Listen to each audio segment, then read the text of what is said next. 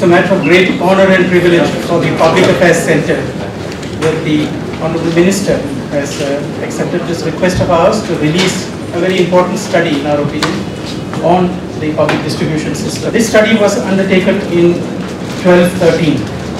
It covered roughly 7,500 stakeholders in the PDS system. Right? We were able to meet actual users, people within the governance system, as well as people associated with the PDS system, such as members of the Vigilance Committee and so on. Right? And this becomes a bottom-up perspective. This must be seen in complementarity to two very important reports that are already available with the government. One submitted to the Supreme Court by Justice Padwa Committee, and the other one by Dr. Balasubramaniam on behalf of the Karnataka Lok Ayuktha. Okay?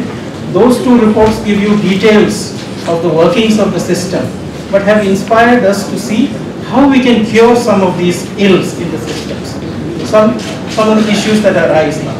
And the Public Affairs Center has specialized in the development of citizen report cards, a systematic and scientific way by which citizen experience is made available to people in governance structures.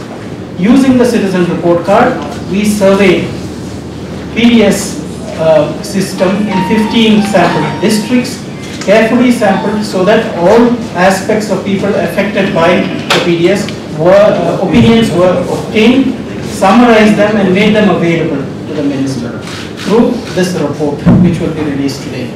Some of the key findings of the study is that basically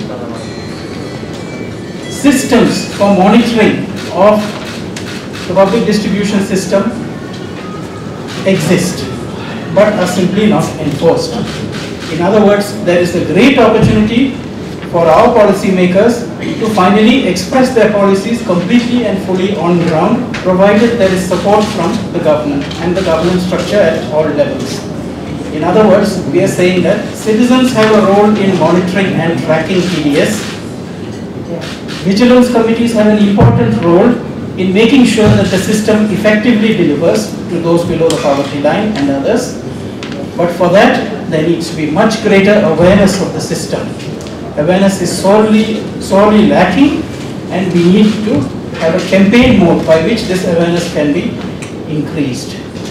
Most members of committees do not even know that they are members of vigilance committees. So their empowerment and training needs to be upgraded on a significant scale. These are some of the brief findings. We have also in our report outlined some of the ways by which we can take this forward. And most of this have to do with the fact that in Bangalore we have access to the best technology in the world practically. We can use information technology to be able to track every grain of rice from the time it leaves the farmer's field to the time it reaches the beneficiary. We at the Public Affairs Center are strongly in the belief that the use of these sort of systems will help us to monitor the effectiveness and improve the facility that the government has offered. With these few words, I request the Minister to kindly release our publication.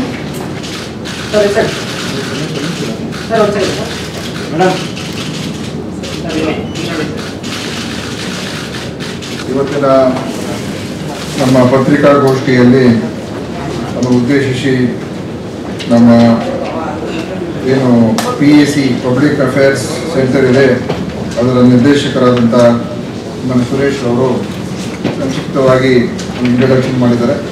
ನಮ್ಮ ಪಡಿತರ ವ್ಯವಸ್ಥೆ ಏನಂತ ಹೇಳಿದ್ರೆ ಇದು ಒಂದು ಸಾರ್ವಜನಿಕ ವಲಯದಲ್ಲಿ ಬಹಳ ದೊಡ್ಡ ಮಟ್ಟದಲ್ಲಿ ಇರ್ತಕ್ಕಂಥ ಒಂದು ವ್ಯವಸ್ಥೆ. ನಮ್ಮ ಕಾರ್ಯಕ್ರಮಗಳು ಜನರಿಗೆ ಹೇಗೆ ಮುಟ್ತಾ ಇದೆ ಮತ್ತು ಈ ಒಂದು ವ್ಯವಸ್ಥೆಯ ಏನು ಒಂದು ಜಾಲ ಇದೆ ಅದು ಯಾವ ರೀತಿಯಾಗಿ ಪರಿಣಾಮಕಾರಿಯಾಗಿ ಕೆಲಸ ಮಾಡ್ತಾ ಇದೆ ಇಲ್ವಾ ಅಂತ ಈ ರೀತಿಯ ಒಂದು NGOಗಳ ಮುಖಾಂತರ ಒಂದು ನಮಗೆ ಮಾಹಿತಿ ಸಿಗ್ತಕ್ಕಂಥದ್ದು ಭಾಳ ಅನುಕೂಲ ಆಗ್ತದೆ. ಇಲಾಖೆ ವತಿಯಿಂದ ನಾವು ಏನೇನು ಮಾಡಬೇಕು ಅದನ್ನು ಇನ್ನೂ ಸ್ಟ್ರೆಂಥನ್ ಮಾಡೋದಕ್ಕೆ ಮಾಡ್ತಾನೆ ಇರ್ತೀವಿ.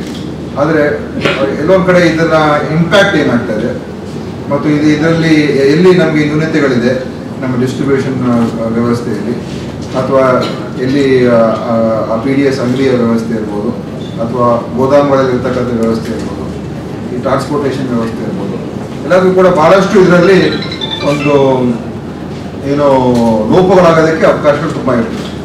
ಅದಕ್ಕೋಸ್ಕರ ನಮ್ಮ ಪಬ್ಲಿಕ್ ಅಫೇರ್ಸ್ ಸೆಂಟರು ಬಹಳ ಒಂದು ಡಿಟೇಲ್ ಆಗಿ ಅವರು ಒಂದು ಸ್ಟಡಿ ಮಾಡಿದ್ರು.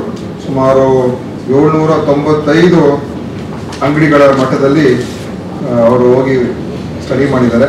ಸುಮಾರು 5565 ಕಸ್ಟಮರ್ಸ್ನ ಅಂದರೆ ಪಡಿತರ ಚೀಟಿದಾರರನ್ನ ಭೇಟಿ ಮಾಡಿದ್ದಾರೆ.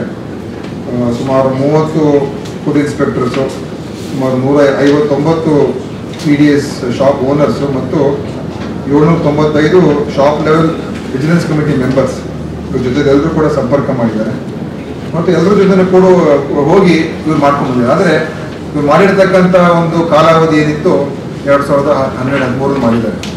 ಅವ್ರ ರಿಪೋರ್ಟ್ಸಲ್ಲೂ ಕೂಡ ಭಾಳಷ್ಟು ವಿಜಿಲೆನ್ಸ್ ಕಮಿಟಿ ಬಗ್ಗೆ ಮತ್ತು ಫುಡ್ ಇನ್ಸ್ಪೆಕ್ಟರ್ಸ್ ಯಾವ ರೀತಿ ಇನ್ಸ್ಪೆಕ್ಷನ್ ಮಾಡಬೇಕು, ಹೇಗೆ ಅಲ್ಲಿ ಸ್ಯಾಟಿಸ್ಫ್ಯಾಕ್ಟರಿಯಾಗಿ ಕೆಲಸ ಆಗ್ತಾ ಇದೆ ಇಲ್ವಾ ಅಂತೆಲ್ಲ ಹೇಳಿ ಅವರ ಅನೇಕ ಸಜೆಷನ್ಸ್ ಇಲ್ಲಿ ಕೊಟ್ಟಿದ್ದಾರೆ. ಮತ್ತು ಅವ್ರ ರಿಪೋರ್ಟಲ್ಲಿ ಇದು ಪುಸ್ತಕ ಓದಿದ್ರೆ ಭಾಳಷ್ಟು ಇದು ನಮಗೆ ಮಾಹಿತಿ ಸಿಗ್ತದೆ. ಈ ಮಾಹಿತಿ ಜೊತೆ ನಮ್ಮ ಸರ್ಕಾರ ಕೂಡ ಇವ್ರ ಜೊತೆ ಸಂಪರ್ಕದಲ್ಲಿದ್ದು ಮತ್ತು ನಮ್ಮ ಬೇರೆ ಬೇರೆ ಫೀಡ್ಬ್ಯಾಕ್ ಕೂಡ ತೆಗೆದುಕೊಂಡು ನಾವು ಅನೇಕ ಕಾರ್ಯಕ್ರಮಗಳನ್ನ ರೂಪಿಸಿದ್ದೇವೆ.